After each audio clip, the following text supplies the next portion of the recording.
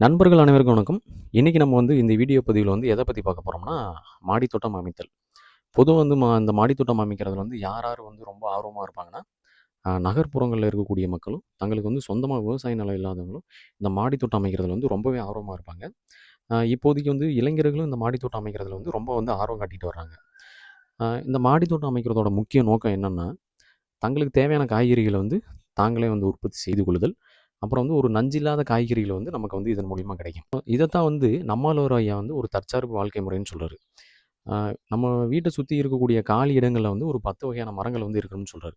வீட்டுக்கு முன்னாடி ஒரு வேப்ப மரமும், அ பாத்திரம் கழுவுற இடத்துல ஒரு தென்னை மரமும், குளிக்கிற தண்ணி போற இடத்துல வாழை மரங்களும், அப்புறம் அது பக்கத்துல ஒரு எலுமிச்சை மரமும், ஒரு சீத்தாப்பழ மரமும், அதோட நிழல்ல ஒரு கருவேப்பிலை மரமும், அப்புறம் பப்பாளி மரம், முருங்கை மரம். இன்னும் கொஞ்சம் இடம் இருந்தா ஒரு மாமரமும், இன்னும் கொஞ்சம் இடம் இருந்தா ஒரு பலா மரமும், அப்புறம் நெல்லிக்காய் மரம், கொய்யா மரம். இதெல்லாம் பார்த்தீங்கன்னா இருக்கணும்னு சொல்றாரு. ஸோ இதெல்லாம் இருந்தா, அந்த குடும்பத்தில இருக்க யாருமே பசியோட உறங்க செல்ல மாட்டாங்க. எந்த ஒரு குழந்தைக்கும் சத்துணவு பற்றாக்குறைங்கிறது வராது. ஸோ இந்த ஒரு வலிமையான கருத்து நம்மாழ்வார் ஐயா முன்வைக்கிறாரு. நம்ம வீட்ட சுத்தி பார்த்தீங்கன்னா, நம்மாழ்வார் ஐயா சொன்ன எல்லா மரங்களுமே வச்சிருக்கோம். ஸோ கீழ வைக்கிறதுக்கு இடம் இல்ல. அதனால காய்கறிகள், சில கீரை வகைகளும் நம்ம மாடி தோட்டத்தில போட போறோம். மாடி தோட்டம் அமைக்கிறதுக்கு பார்த்தீங்கன்னா, தமிழக அரசு சின்னதா ஒரு மானியம் குடுக்குறாங்க. ஒரு கிட் மாரி குடுக்குறாங்க. அந்த கிட்ல ஒரு 6 க்ரோ பேக்கும், 2 காயர் பித்து கேக்கும் இருக்கும். அதுக்கு தேவையான காய்கறிகள் விதைகளும் கொஞ்சம் குடுக்குறாங்க. இப்போ இது மட்டும் போதுமானா? இது பத்தாது. நம்ம அவங்க குடுத்தத வாங்கியாச்சு. அண்ட் அது மட்டும் இல்லாம நமக்கு நெறைய க்ரோ பேக் தேவைப்படுது. ஒரு பெரிய அளவுல கொஞ்சம் மாடி தோட்டம் அமைக்கணும்னா, நமக்கு கொஞ்சம் நெறைய க்ரோ பேக் தேவைப்படுது. இந்த க்ரோ பேக்லாம் நம்ம ஆன்லைன்ல இருந்து ஆர்டர் போட்டு, ஒரு 50லேருந்து 60 க்ரோ பேக் பக்கமா ஆன்லைன்ல ஆர்டர் போட்டு வாங்கியாச்சு. ஸோ இந்த க்ரோ பேக்குக்கு தேவையான மண் கலவை, காயர் பித்து கேக்கு, இதெல்லாம் தேவைப்படுது நமக்கு. சம அளவுல கலந்து, காயர் பித்து கேக்கு, அப்புறம் கொஞ்சம் வேப்ப முன்னாக்கு, அப்புறம் அசூஸ் பயிரிடலாம். இதெல்லாம் எல்லாத்தையுமே கலந்து நம்ம ஒவ்வொரு பேக்கா ரப்பிறலாம். இப்போ நம்ம ரெடி பண்ணி வச்சிருந்த அந்த க்ரோ பேக்ல எல்லா மண் கலவைகளையும் நிரப்பியாச்சு. நிரப்புனதுக்கப்புறம் நம்ம விதைகள விதைச்சிரலாம். விதைகள விதைக்கிறதுக்கு முன்னாடி நம்ம விதை நேர்த்தி பண்ணணும். விதை நேர்த்தினா ஒண்ணும் இல்ல. அந்த விதைகள ஒரு 10லேருந்து 12 மணி நேரம், அதாவது ஒவ்வொரு விதைக்கு ஏத்த மாரி அந்த நேரம் மாறுபடும். ஒரு 10லேருந்து 12 மணி நேரம். கீரைனா கொஞ்சம் நம்ம விதை நேர்த்திலாம் பண்ண தேவையில்ல. அப்படியே மண்ல தூவி விட்டுறலாம். அந்த காய்கறி விதைகள்லாம் பார்த்தீங்கன்னா, ஒரு 6லேருந்து 7 மணி நேரம் இந்த மாரி ஊற வைக்கணும். ஸோ ஊற வச்சுட்டு நம்ம விதைக்கிறப்போ பார்த்தீங்கன்னா, அது சீக்கிரமாவே நமக்கு முளைப்பு தன்மை கிடைத்துவிடும். விதைத்த எல்லா செடிகளுமே முளைச்சிருச்சு. ஸோ என்னென்ன செடிகள் இருக்குன்னு பார்த்துரலாமா? ஸோ இது பார்த்தீங்கன்னா, வெற்றிலை கொடி. வெற்றிலை கொடி வச்சோம். பார்த்தீங்கன்னா, சின்னதில தான் வாங்கிட்டு வச்சோம். ஓரளவுக்கு வளர்ந்துருக்கு. ஸோ அடுத்தது பார்த்தீங்கன்னா, கீரை. கீரையில பார்த்தீங்கன்னா, முதல்ல பாலக்கீரை நல்லாவே வளர்ந்துருக்கு. அப்புறம் பார்த்தீங்கன்னா, இது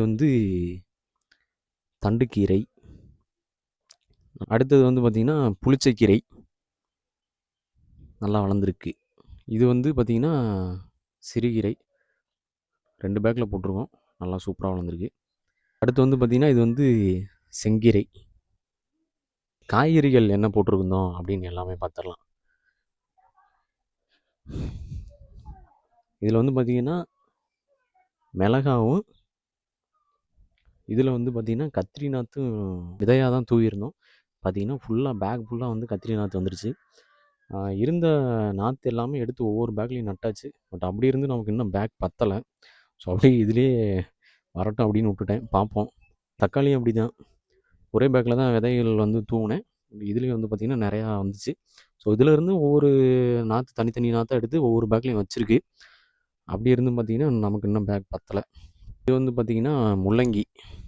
நல்லாவே வளர்ந்துருக்கு. ஒரு 3 பேக்ல போட்டிருந்த முள்ளங்கி, ஓரளவுக்கு நல்லா வந்திருக்கு.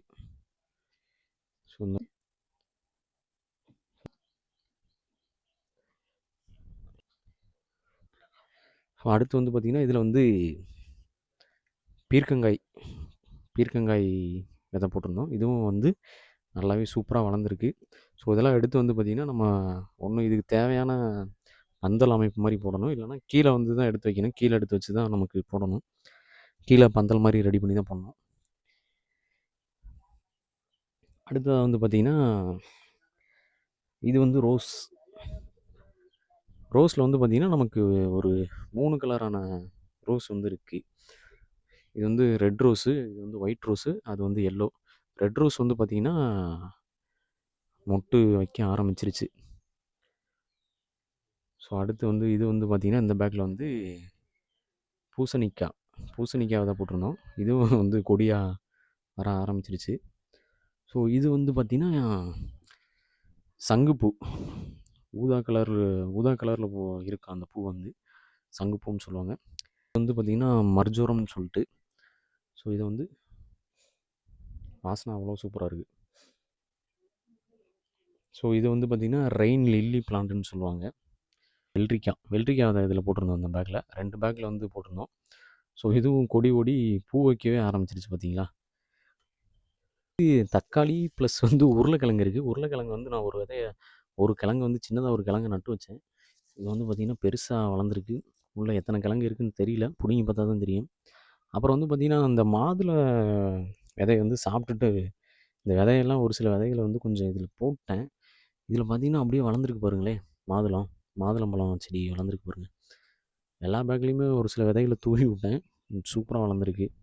இது வந்து பார்த்திங்கன்னா ஒரு எள்ளு செடி. இது எப்படி வந்துச்சுனே தெரில. காக்காவோட எச்சத்தினால வந்திருக்கலாம்னு நினைக்கிறேன். இது வந்து பார்த்திங்கன்னா மறிக்குழுந்து. ஸோ இந்த கீரை வந்து பார்த்திங்கன்னா பருப்பு கீரை. இதெல்லாம் வந்து பார்த்திங்கன்னா பருப்பு கீரை. இது வந்து சிவப்பு தண்டங்கீரை. அப்புறம் வந்து இதில் வந்து பார்த்திங்கன்னா கொத்தமல்லி விதைகள் வந்து போட்டிருக்கோம். இதெல்லாம் இன்னும் பார்த்திங்கன்னா வளராமல் இருக்குது. இதெல்லாம் போட்டு ஒரு 2 டேஸ் தான் ஆச்சு.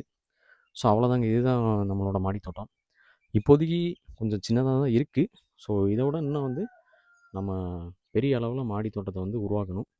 வந்து நீங்களும் உங்களோட மாடியில் வந்து இடம் இருந்தால் நீங்களும் வந்து ஒரு சின்னதாக வந்து ஒரு மாடி தோட்டத்தை உருவாக்கி உங்களுக்கு தேவையான காய்கறிகளை வந்து நீங்களே உற்பத்தி செஞ்சுக்குங்க.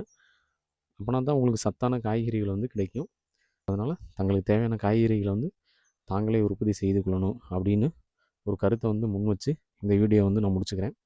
அடுத்து வந்து இந்த மாடித்தோட்ட அறுவடையில் வந்து உங்களை வந்து சந்திக்கிறேன். நன்றி, வணக்கம்.